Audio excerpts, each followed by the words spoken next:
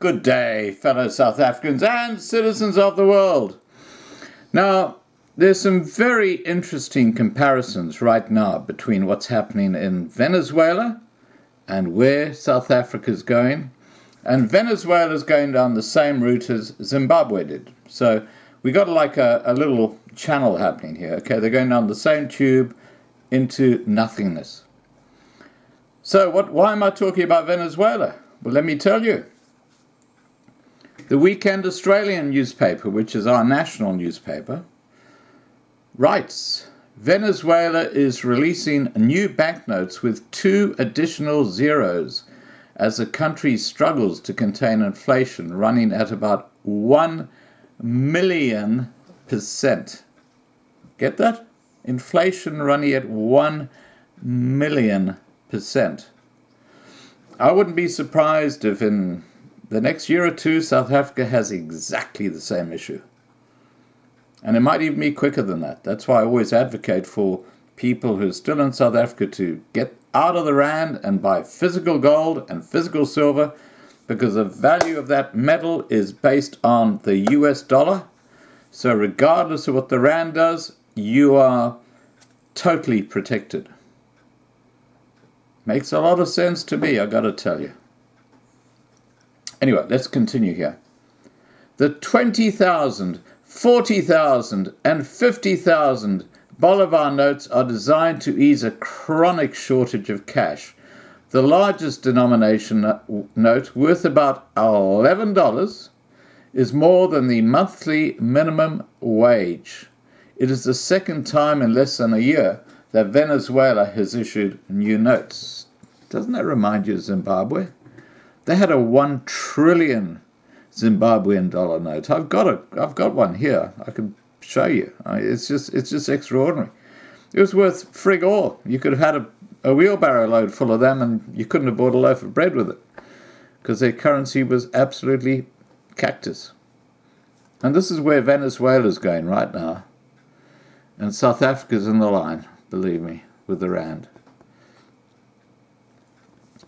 President Nicolas Maduro's struggling government announced last August that it was rebranding its currency, removing 5 zeros from all prices and banknotes. The highest denomination note from that release is now too little to buy a piece of chewing gum. Oh, it's so sad. Adding zeros or removing zeros does not alter the value of a currency, Louis Vincent Leon, a political analyst in Caracas, tweeted. What matters is the trust people have in the monetary authorities and the economic policy. At the moment, that trust is 0. Although Mr. Maduro said last year that he had ordered enough currency to supply the country 10 times over, it ran out within weeks. More transactions in Venezuela are carried out using debit cards. In rural areas, barter is becoming increasingly common. Last week, banks in Caracas were limiting daily cash withdrawals to the equivalent of $1.30 US. Now, just imagine in South Africa, down the track, and we're talking about now with the value of the rand being about 15 rand to the US dollar. And you go in to use the ATM, and they say the most you can withdraw is 20 rand for the day. That's what we're talking about. It's crazy.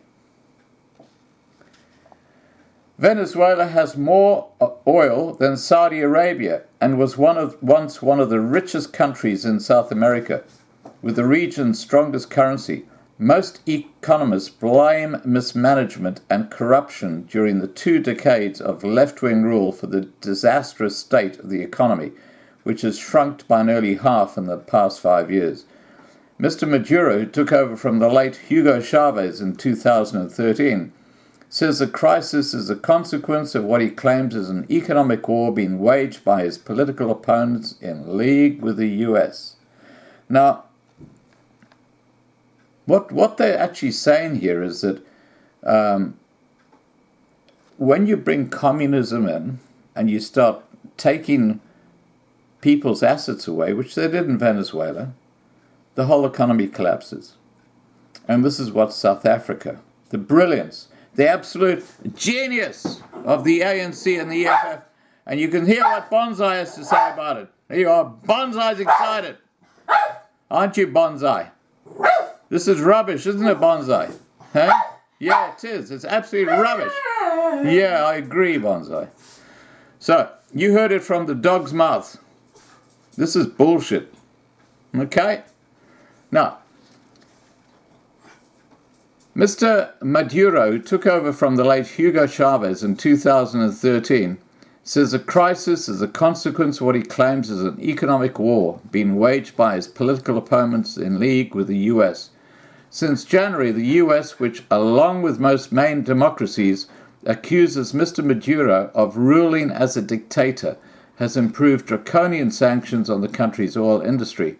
Last month, the U.S. Transportation Department suspended passenger and cargo services between the U.S. and Venezuela. Washington hopes to help opposition leader Juan Guaido, who is recognized as interim president by more than 50 countries, and force Mr. Maduro from power. Now, guess which one of the very few countries in the world who recognize Mr. Maduro are? Yeah, you got it right. South Africa. Because they're in the same camp. They're two peas in the pod. And South Africa's going down that road where the rand is just going to be worth nothing. And I would be willing to put money on that. Really, I would. And as I said in a recent video, if you've got a pension fund, please, if you can, move it to an offshore pension fund, because this ANC government is going to get their little hands into it, and they're going to put it all into state-owned enterprises, which means you're going to lose it. It's called theft, but it's called legal theft through a corrupt ANC government. All right, guys, please remember to subscribe to be kept informed. Ring the bell for the updates, and have a great day. Bye for now. Oh, and don't forget Sunday night, 8 p.m. Johannesburg time. I'll put the link down below. You will get to meet the two people who are working very closely with me, looking at how we can expand and develop the Loving Life channels in the future. And we're looking for your input, your ideas. It's a community channel, so we want you all to participate and give us ideas and see what we can do. We've got a few ideas of our own, which we'll be talking about too. All right, guys, take care. Bye for now.